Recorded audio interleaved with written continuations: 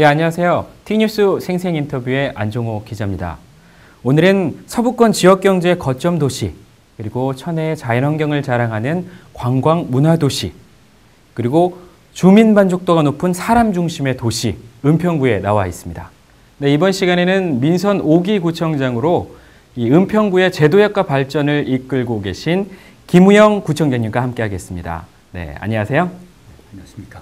네, 우선 50만 은평 구민과 우리 전국에 계신 택시 기자님들께 인사 말씀 좀 부탁드리겠습니다. 네, 안녕하세요. 은평 구민 여러분, 또 전국의 택시 기사 선생님들. 벌써 3월입니다. 겨울 동안에는 참 눈도 많이 왔고, 이 겨울이 언제까지 갈 건가 했는데 벌써 또 봄이 오고, 이제 들판에 나가보면 새싹이 이렇게 나오는 것 같아요.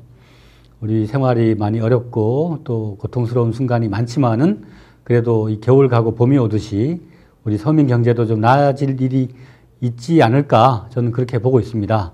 우리 기사님들 힘내시고요. 우리 승객 보호를 위해서 많은 애를 써주신 점에 감사드립니다. 네, 제 5대 민선구청장이 되신 지 벌써 3년 반이라는 시간이 흘렀습니다. 제가 알기로 선거 출마 당시에 15개 공약을 제시하셨는데 그 이행률이 80% 이상이 됐다고 들었습니다. 네, 어느 지자체에 비해서 진짜 월등한 수치가 아닐까 싶은데 어떤 부분에 가장 역점을 두고 구정을 펼치셨는지 그 성과를 좀 간략히 소개 부탁드리겠습니다.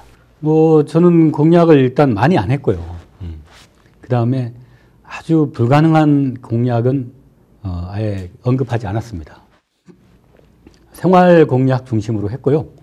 첫째는 은평 구민이 예산 편성에 직접 참여할 수 있는 구민 참여 예산제 시행을 약속했는데 시행을 한 지가 이제 4년 차에 접어듭니다. 작년에는 2만 3천 명의 주민이 주민 투표로 소중한 예산을 편성을 했고요. 이 제도가 대통령 상을 받았고 또 UN 공공행정상 후보로 올라가 있습니다. 두 번째는 어르신들의 복지 건강을 위해서 마이닥터 클리닉 사업인데요.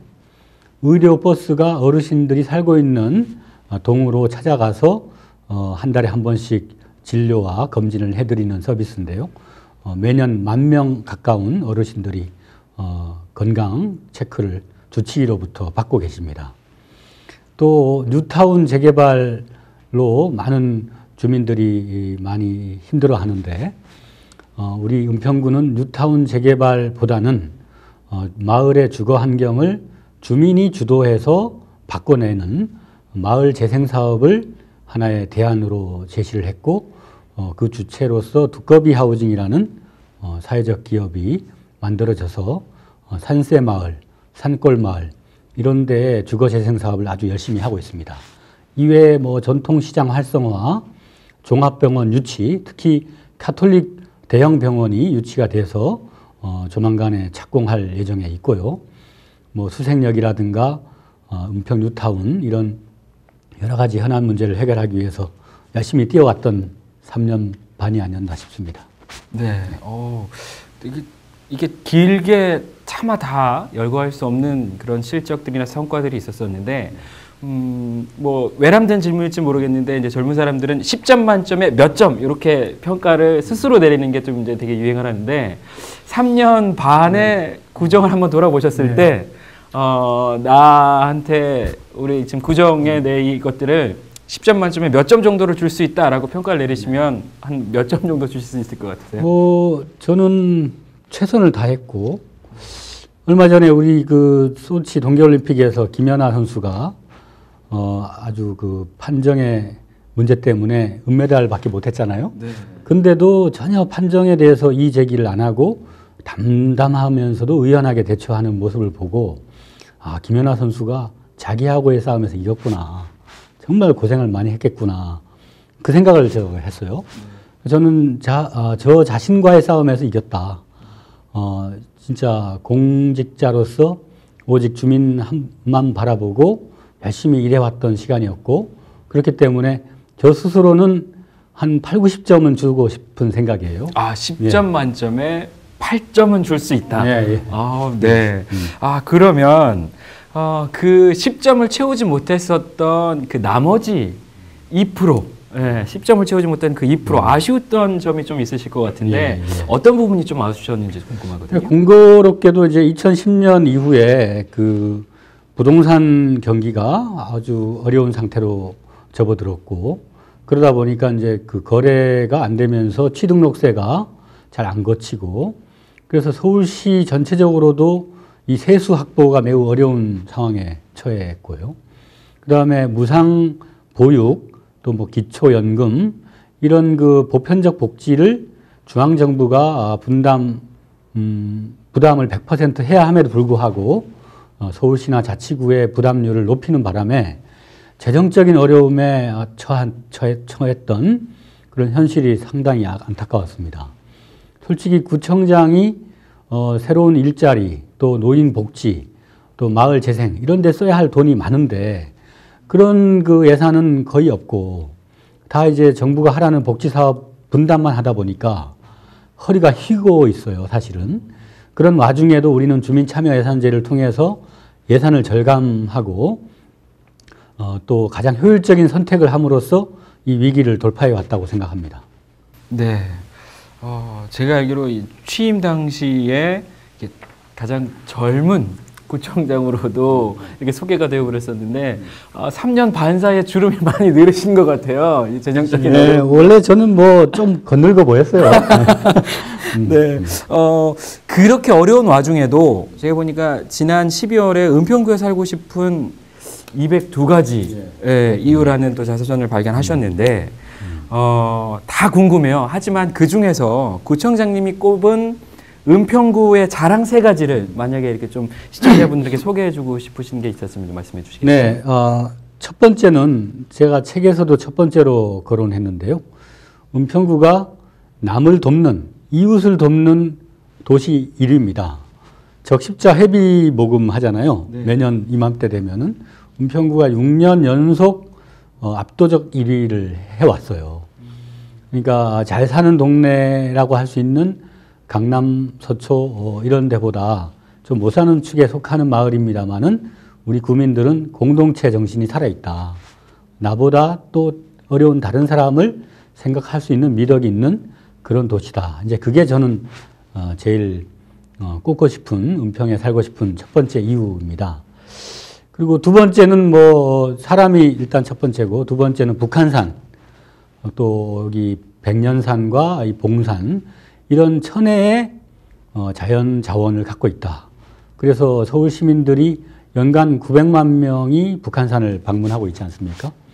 세계 어느 나라의 이 큰 대도시에 저렇게 아름다운 산을 갖고 있는 나라가 없는데 우리 은평구는 북한산을 갖고 있어서 너무도 행복한 그런 구라고 생각합니다. 또 하나 들자면은 우리 은평구에는 마을 공동체가 살아 있습니다.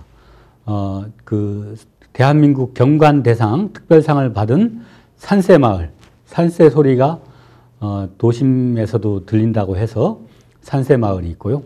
또 산골마을이라고 또 있습니다. 또 역천동의 안심마을, 이런 식의 그 마을 사업을 통해서 그 안에서 마을의 어떤 아이 키우는 문제, 어르신 부양하는 문제, 또 문화 이런 것들이 꼽히고 있기 때문에 살기 좋은 동네다, 그렇게 생각합니다. 네.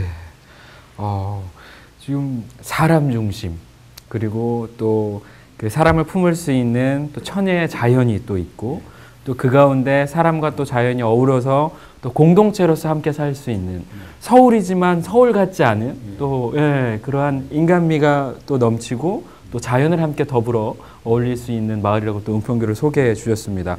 저도 이제 저희 처가댁이 이곳에 있어서 자주 이렇게 북한산에도 가고 그러는데 굉장히 공감되는 내용이 아닌가 싶습니다.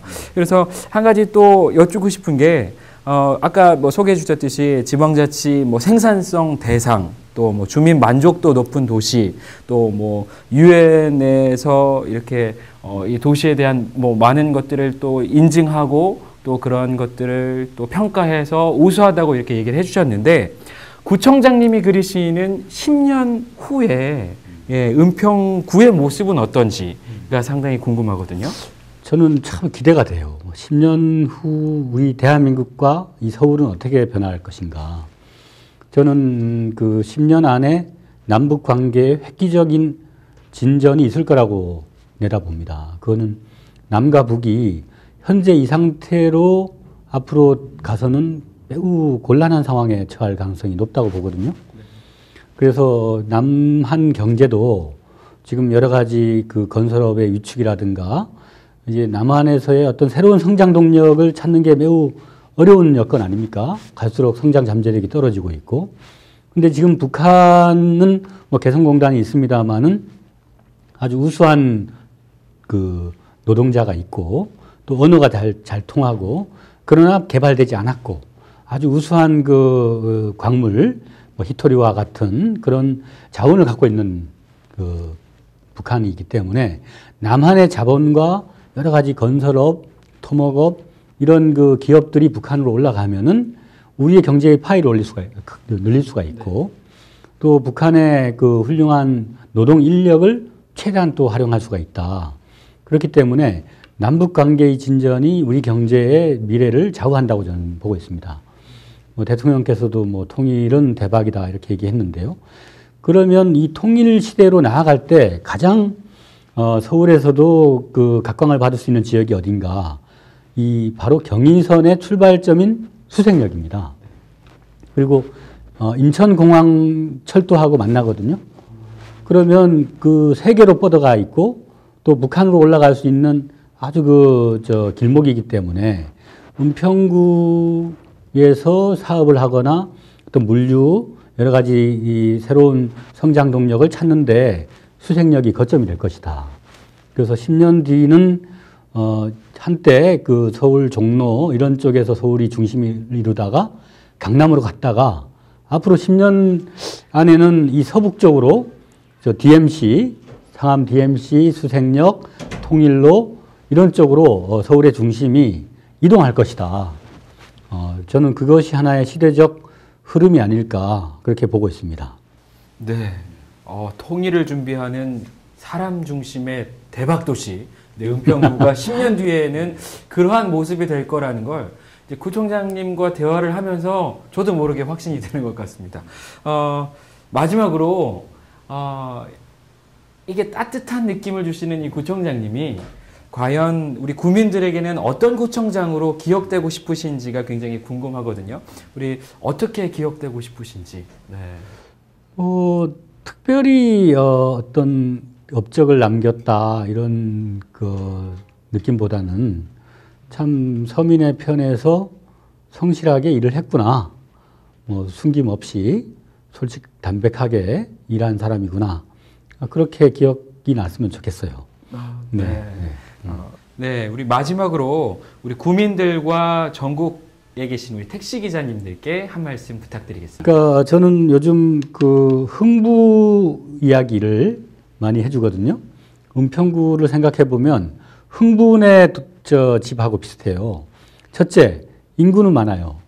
두 번째, 뭐 집안에 곡식이 많지 않습니다. 그만큼 예산이 부족하다는 거죠. 세 번째, 그런데도 마음씨는 착해요. 마음씨 착한 사람들에게 어떤 그 위로를 주고 그분들에게 힘을 줬을 때 그분들이 뭐 부러진 제비 다리 고치고 난 다음에 대박이 났듯이 그분들이 어떤 미래 기회와 성장 이런 것의 주역으로 등장할 수 있는 시대를 꿈꾸고 있습니다. 저는 택시 기사 선생님들도 뭐 흥분의 집안이나 다 마찬가지인 것 같아요. 다 힘들고 어려움 많고 여러 가지 규제도 있고 많이 애가 타고 이럴 텐데 그런 와중에도 제비 다리를 고쳐주는 마음씨 그걸 가지면 저는 새로운 시대에 서민들이 행복한 미래를 만들어 나갈 기회는 얼마든지 있을 수 있을 것이다. 그런 기대감을 갖고 열심히 살자 이런 말씀 드리고 싶네요. 네, 오늘 T뉴스 생생 인터뷰가 만난 사람 우리 김우영 구청장님은 사람 냄새 나는 흥부 아버지가 아닐까라는 생각이 듭니다. 10년 뒤에 은평구가 더 기대되는 도시가 아닐까 싶습니다. 지금까지 좋은 말씀 해주신 우리 구청장님 감사드립니다. 감사합니다.